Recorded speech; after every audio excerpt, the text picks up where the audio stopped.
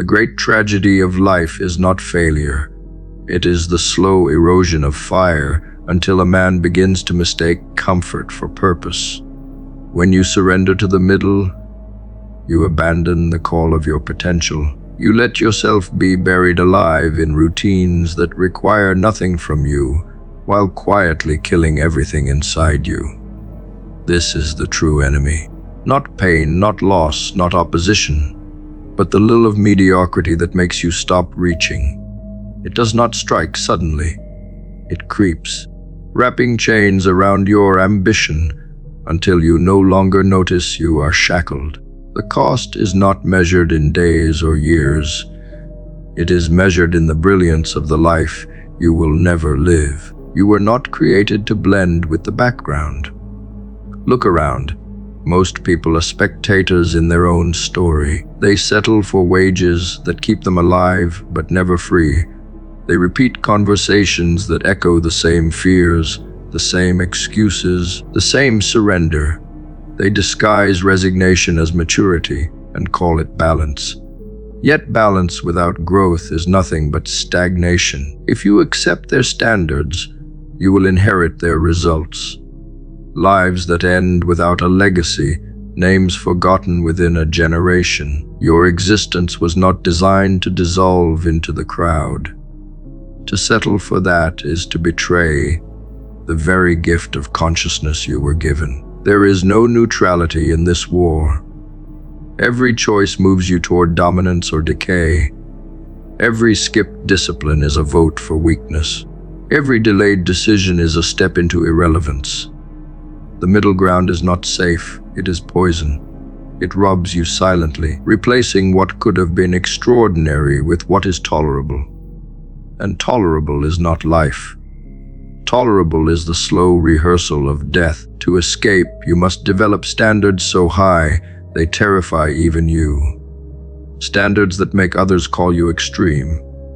They will mock you. They will resent you. Let them. The voices of the crowd are the hymn of the mediocre. You cannot afford to sing along. Greatness begins in silence. When there is no applause, no reassurance, no recognition, you either collapse or you sharpen. Those who choose the sharpening forge themselves into weapons. They develop an edge that cannot be dulled by opinion, an endurance that cannot be broken by setback. This edge is what terrifies those who live in compromise. They feel it when you walk into the room. They sense the refusal in your eyes. They hate it because it reveals what they could have been. But the edge is not given. It is built in darkness through years of refusing mediocrity when no one was watching. Do not be fooled by the comfort of conformity.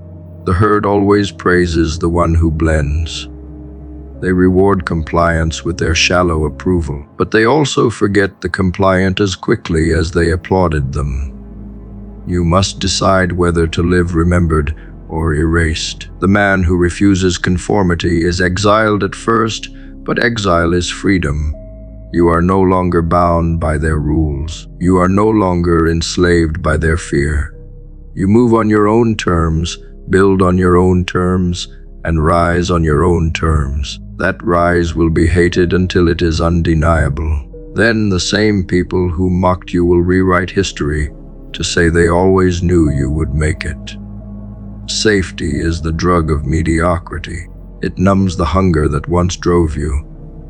It whispers that tomorrow is guaranteed, that risk can wait, that you can always try later. But safety is a lie.